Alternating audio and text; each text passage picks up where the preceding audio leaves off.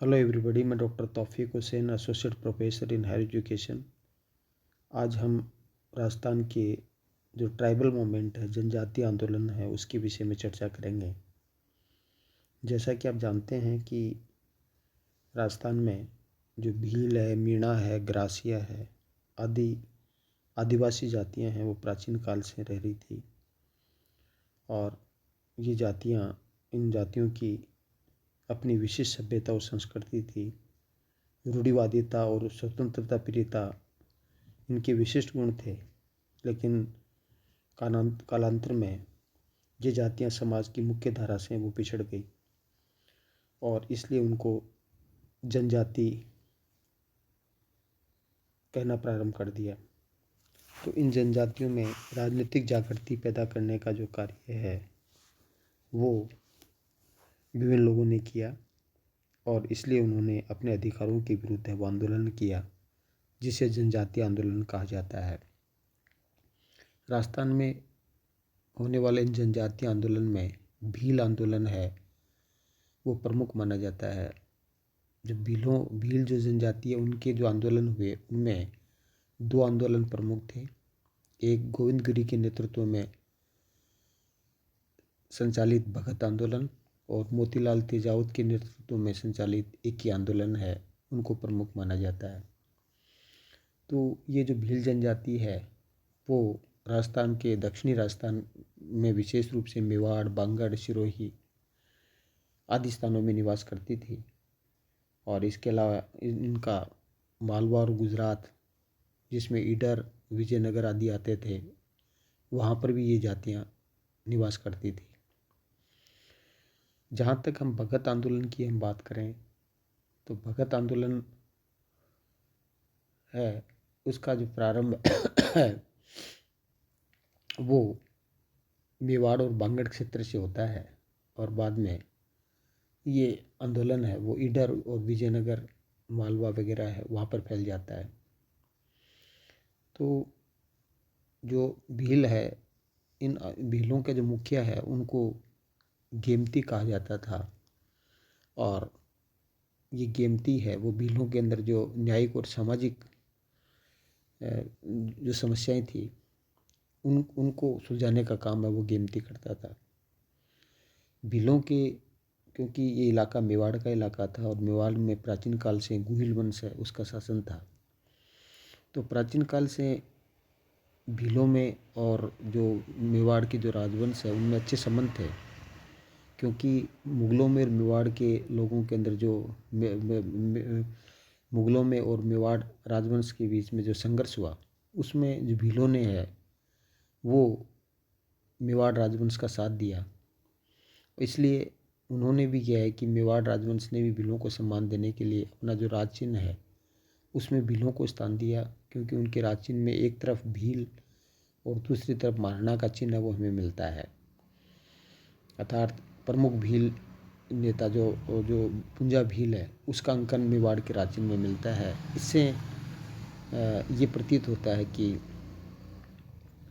भीलों प्राचीन काल से ही है या मध्यकाल तक है वो भीलों और मेवाड़ राजवंश के बीच में है वो अच्छे संबंध थे।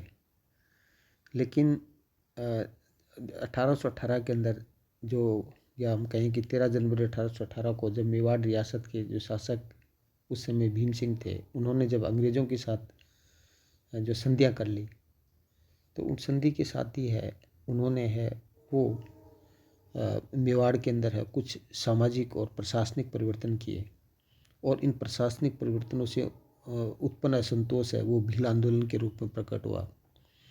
तो इस जो एक तरह से जो 1818 की संधियाँ जब मेवाड़ रियासत ने स्वीकार कर ली तो उन संधियों के अंतर्गत उन्होंने एक अंग्रेज अधिकारी है उनको मेवाड़ रियासत के अंदर है वो नियुक्त किया, जिसको पॉलिटिकल एजेंट या रेजिडेंट है वो कहा जाता था।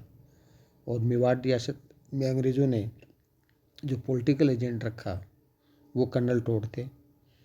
और कर्नल टोड ने है वो जो मेवाड़ रियासत के साथ जब संधि हो गई थी उसके पश्चात है वो मेवाड़ के अंदर है वो कई परिवर्तन किए, जिसका भीलों ने है वो उसका विरोध किया, क्योंकि 1818 की संधि से पूर्व है वो मेवाड़ के जो जो भील है, वो भीलों के जो प्रमुख नेता, जिनको जैसे मैंने बताया कि गेमती कहा जाता था, वो जनता से दो प्रकार के कर वसूल करता था, जिसको बोलाई और रुखवाली या रखवाली कर कहा जाता था। बोलाई कर उसे कहा जाता था जब भी भीलों के एरिया में से है, भीलों के एरिया में से कोई भी व्यक्ति गुजरता था तो राजकर के रूप के अंदर है वो गेमती है उनसे बोलाई कर लेता था, और गांव से एक प्रकार का कर लेता था, रखवाली टैक्स है वो लेता था, पूरे गांव पर है वो ये टैक्स लगता था। तो गेमती है वो भीलों से बोलाई और रखवाली नामक दो कर वसूल करता था। लेकिन पॉलिटिकल एजेंट जो कर्नल टोड है, उसने है वो इन दोनों करों को है वो लेने पर प्रतिबंध लगा दिया। और यही नहीं, भीलों पर नियंत्रण स्थापित करने के लिए है वो अंग्रेजी सरकार ने 1841 में मेवाड़ भील कोर है नामक एक एक एक एक एक सैन्य संगठन वो बना दिया। मेवाड़ भील कोर की स्थापना कर दी, जिसका मुख्यालय है वो खेरवाड़ा उदयपुर बना दिया गया। और इसका उद्देश्य ये था कि ये भीलों पर है इसके द्वारा नियंत्रण स्थापित किया जा सकेगा। और इसके साथ ही ये जो मेवाड़ भील कोर है उसका जो खर्चा है, उसका खर्चा भी मेवाड़ सरकार पर ही लाद दिया गया कि वो 50,000 रुपये है वो मंथली है वो अंग्रेजी सरकार को देगी। तो इस तरह से मेवाड़ भील कोर की स्थापना है वो भीलों पर नियंत्रण करने के उद्देश्य से स्थापित किया गया। और 1818 की संधि से पूर्व क्या था कि मेवाड़ राजवंश या मेवाड़ के जो राजा थे वो भीलों को है वो सेना के रूप के अंदर रखते थे। लेकिन अब मेवाड़ की सुरक्षा का दायित्व 1818 की संधि के द्वारा अंग्रेजों का हो गया, इसलिए जो राजा की सेना है वो समाप्त हो गई। तो ऐसी स्थिति में काफ़ी युवा भील है वो बेरोजगार हो गए। और यही नहीं, भील है वो अपने जीवन यापन के लिए है वो झूम की खेती, जिसको बालरा खेती कहा जाता था, या शिफ्टिंग एग्रीकल्चर करते थे। जो पहाड़ी इलाकों में उसको चिमाता कहते थे और समतल इलाकों में उसको दजिया कहते थे। तो ये जो दोनों खेती करते थे, झूम खेती करते थे, उस झूम खेती पर भी है उन्होंने प्रतिबंध लगा दिया। और भीलों से है उनको कहा गया कि आप नियमित रूप से है वो कर देंगे, नगद कर देंगे।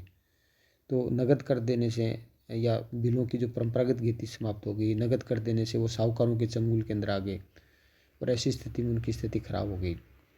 और इसी के साथ इनके साथ ही जो वनों पर उनका जो अधिकार था, अर्थात वन के अंदर शहद है, गोंद है, आदि विभिन्न प्रकार की जो जो जो चीज़ें हैं वो जंगलों से प्राप्त करते थे, उन पर है वो ब्रिटिश सरकार ने प्रतिबंध लगा दिया। और उन पर कई प्रकार की बेगार है वो लाद दिए गए।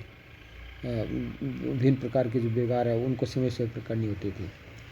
और यही नहीं, भीलों के जो सामाजिक जो जीवन है, सामाजिक रीति रिवाजों में भी परिवर्तन किया गया। जैसे भीलों के अंदर डाकन प्रथा वो प्रचलित थी, लेकिन 1853 के अंदर मेवाड़ के महाराणा स्वरूप सिंह ने है वो अंग्रेज़ों के आदेश पर है वो डाकन प्रथा को है वो समाप्त कर दिया। और भील वो जो महुआ है उससे शराब बनाते थे, तो शराब बनाने पर भी है उन पर रोक लगा दी गई। और तम्बाकू, अफीम है आदि पर भी है वो विभिन्न प्रकार के है वो कर लगा दिए। तो इस तरह से क्या है कि भीलों पर है 1818 की संधि के बाद में जो भीलों पर अनेक प्रकार के कर लगा दिए अंग्रेज़ों ने।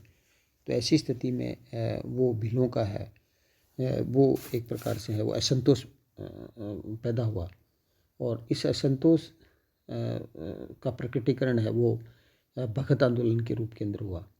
और इसमें क्या था कि इसके साथ साथ और भी कारण थे कि 1881 के अंदर है वो भारत के अंदर है जो पहली जनगणना हुई लॉर्ड रिपन के समय में, उन जनगणना के कारण से भी है वो भीलों के अंदर असंतोष फैला।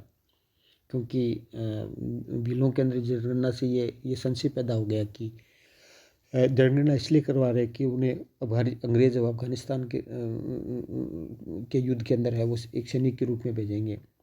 या ये भी एक अफवाह फैल गई कि जनगणना इसलिए करवा रहे हैं कि हर व्यक्ति को वो टैक्स देना पड़ेगा। और जनगणना का कारण तो इस तरह से क्या है कि जनगणना से भी ये लोग ब्रिटिश सरकार के प्रति वो असंतोष है वो फैला।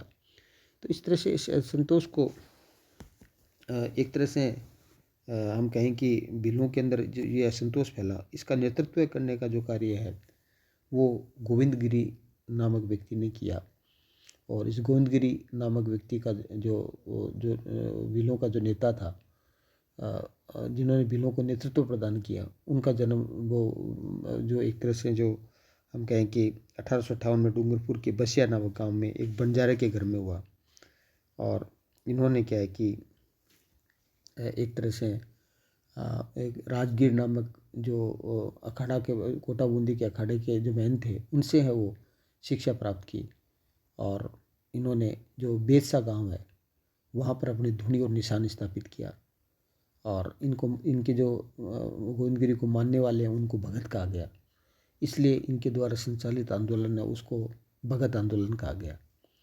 तो गोविंदगिरी ने जो आंदोलन चलाया उसके अंदर जो उनका जो साथी सुरजी भगत है, उन्होंने भी इसमें सहयोग प्रदान किया।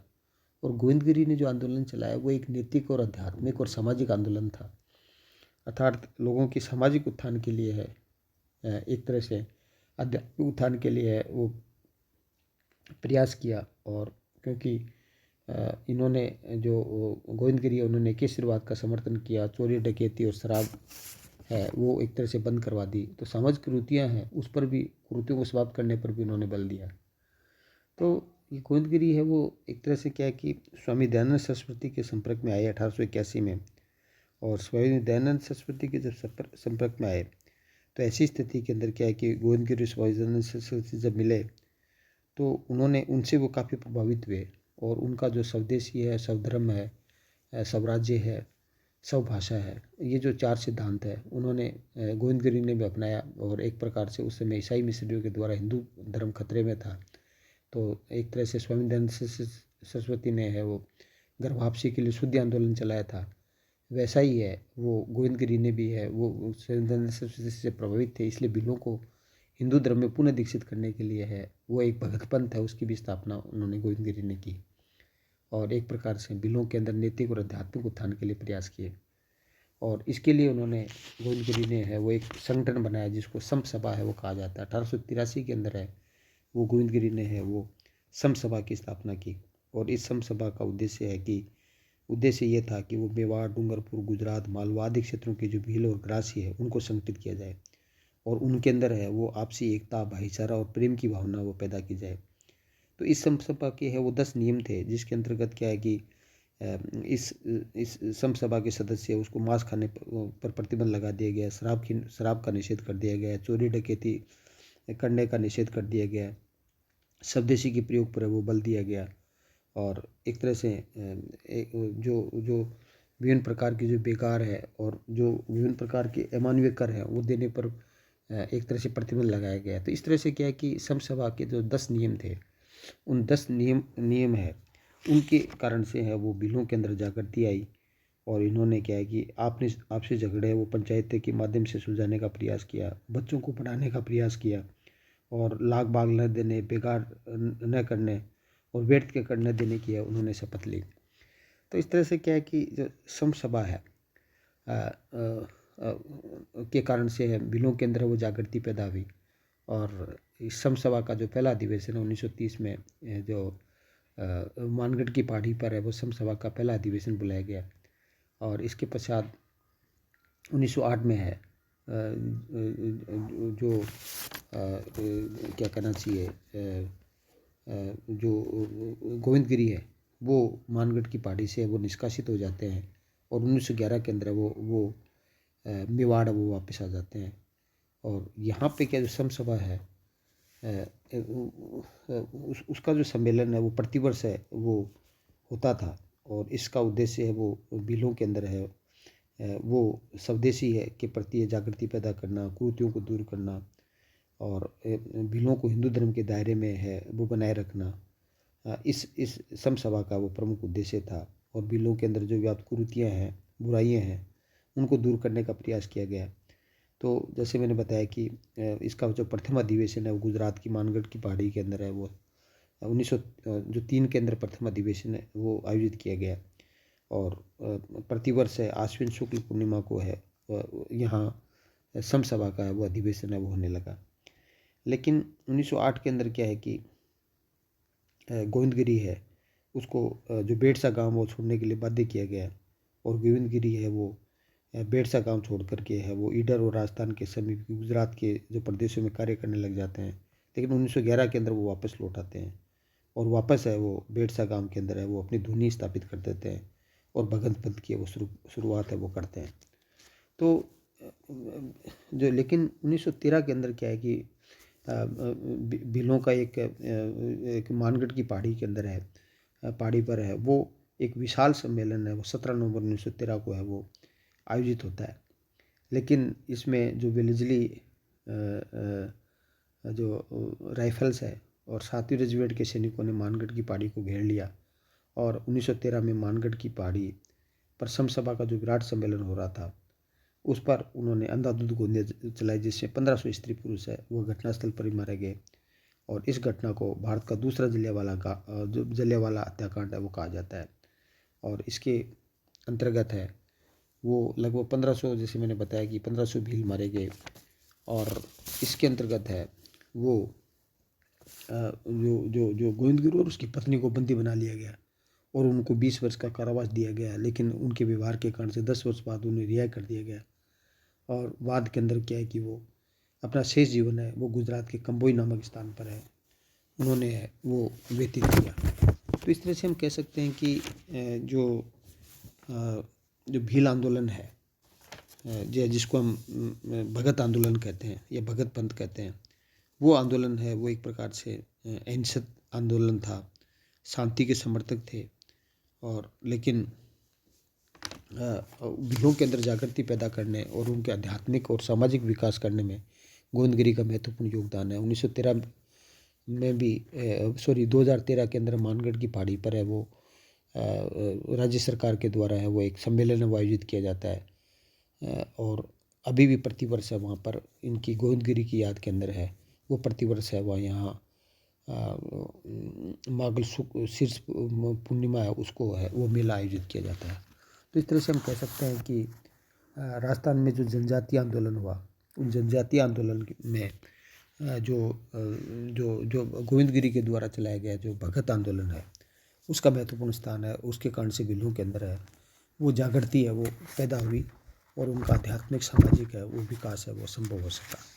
तो नेक्स्ट व्याख्यान के अंदर है अगले व्याख्यान में हम जो जनजातीय आंदोलन के अंतर्गत ही है जो दूसरा आंदोलन है जो कि मोतीलाल तिजावत के नेतृत्व के अंदर हुआ। हालांकि इस आंदोलन का दमन कर दिया गया लेकिन फिर भी इस आंदोलन के कारण से भीलों के अंदर जागृति पैदा हुई।